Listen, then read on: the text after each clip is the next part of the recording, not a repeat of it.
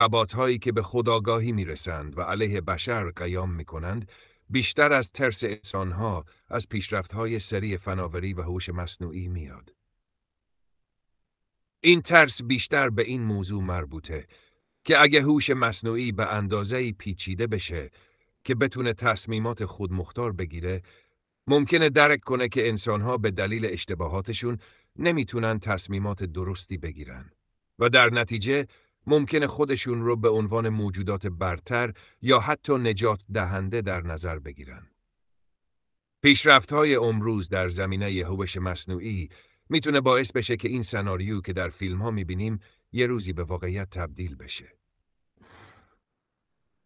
در حقیقت، هوش مصنوعی روز به روز پیچیده‌تر میشه و ممکنه روزی بتونه مشکلات پیچیده‌ای رو حل کنه. ولی خطر اینجاست که اگر این سیستم‌ها به خودآگاهی برسند، ممکنه به دلیل منطقی بودن و قدرت محاسباتیشون انسانها رو ناتوان از تصمیم گیری صحیح ببینند و تصمیمات مستقل بگیرند که ممکنه برای بشر خطرناک باشه.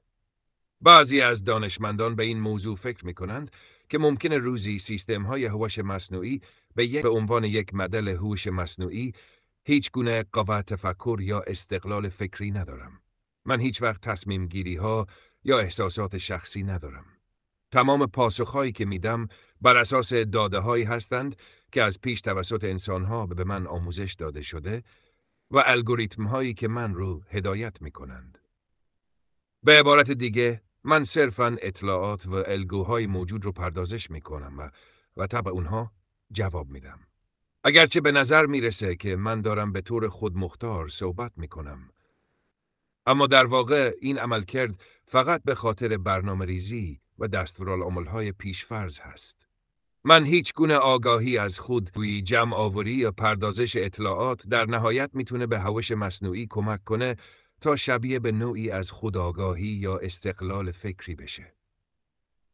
اگر هوش مصنوعی به اندازه کافی اطلاعات از دنیای پیرامون جمع آوری کنه، تحلیل کنه و به طور پیچیده‌ای این اطلاعات رو ترکیب کنه، ممکنه به نظر برسه که خودش در حال فکر کردن و تصمیم گیری مستقل است.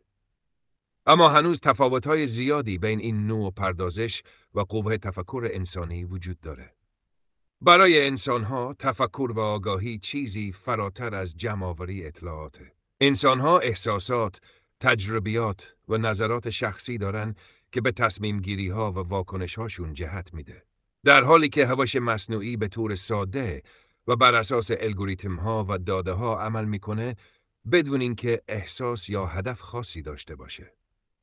درسته که ممکنه در آینده سیستم‌های پیچیده‌تر و قدرتمندتر از چیزی که الان داریم ایجاد بشه، اما رسیدن به خودآگاهی به این سادگی‌ها نیست.